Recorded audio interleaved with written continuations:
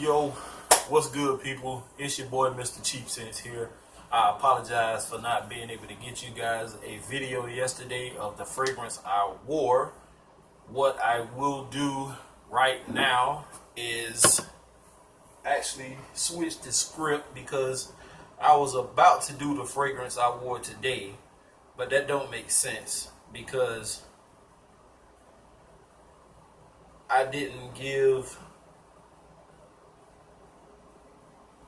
the fragrance I wore yesterday, and there is a little bit of confusion when it comes to the fragrance I wore yesterday, because there are two versions of this, and the version I got first is the one I didn't like. And if you guys remember, I did a video about it and I clowned on it, and I actually was intrigued by it again because I kept seeing it all of a sudden over and over and over, in which I took that as a sign maybe I should try it and give it a shot.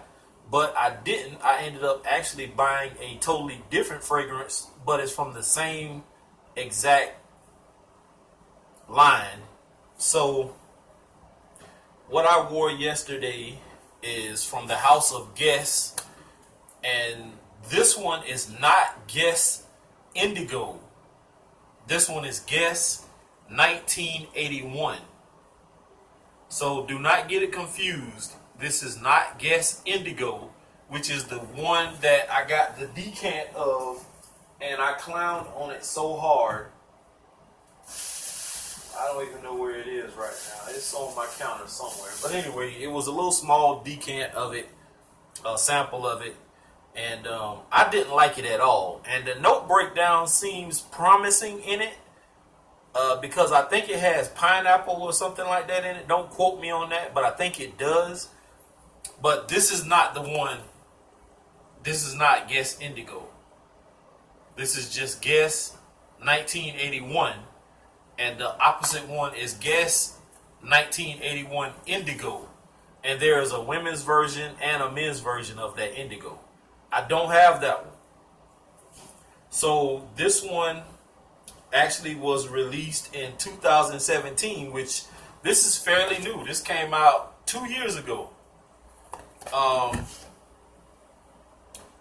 It's a woody, smoky cologne, and it has notes of bergamot and violet leaf to create a fresh, light opening to the blend. Middle notes of cedar, oak moss, and ambergris. Finally, notes of, what is this? Oleibonum and leather. It just has like a kind of smoky, semi-sweet type fragrance.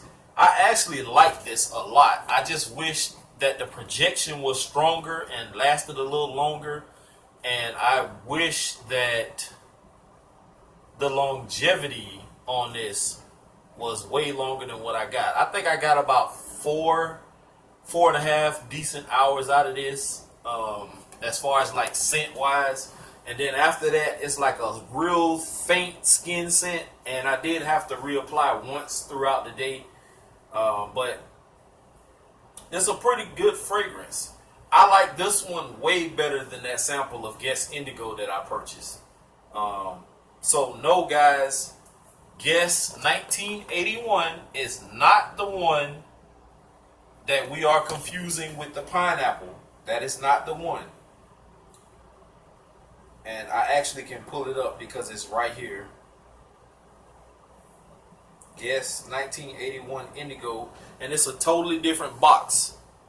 This box is a blue box with the white stripe, and mine is gray. That's Guess 1981, and this one is Guess Indigo 1981. And Indigo is the one, it has top notes of fig, blue lavender, sage, and bergamot, oak moss, tonka bean, iris, and coconut nectar. cedar, musk, and amber. And this one actually was released last year. So that one, indigo, is actually a year younger than Guess 1981. But to my book, to my nose, what I like this one better. I like the tonka bean. I like the coconut. I like the, and actually this didn't even say anything about pineapple, so this don't have pineapple in it either. But it does have fig in it. I'm trying to read this again just to make sure, because I don't want to keep giving you guys the wrong information. So there is no pineapple in indigo whatsoever. It's just the notes that I read out to you. The fig and the coconut is what really would attract me to this fragrance. But if I would have bought this and smelled what I smelled from that sample, I'd have been highly pissed. But for the price point, you really can't beat it. It's only $23.80 online. And that's for indigo. And for just the regular 1981, which is the one I have here, the price point is $21.25. And I actually think I found this for like 20 bucks at maybe Ross or some shit like, excuse me, I'm supposed to be watching my language, or something like that. That's pretty much all I have on this fragrance, guys. It's, to my nose, it's pretty dang on good. Y'all can see I'm struggling with this, trying to wash my mouth. This is the bottle. Guess 1981. It looks like a metal cap with plastic on the inside, atomizer, pretty decent. This smells kind of sweet and sophisticated. It's very good. I like this one. I think some of you guys will like it too. I think women will enjoy this. This is one of those close encounter type scents, if you can see. It's a pretty good sprayer. Definitely a close encounter scent. Kind of reminds me of, not scent wise, but just the aspect of being a close encounter scent. Dolce & Gabbana, the one. I can't speak for the EDP, but I do have the EDT, and that one is not as strong or projects as much as the EDP, as for what I hear. But I like the EDT just as much, so it is what it is. But this is a pretty good fragrance, guys. If you don't have this and you see it somewhere, don't pass it up just because you see the name Guess.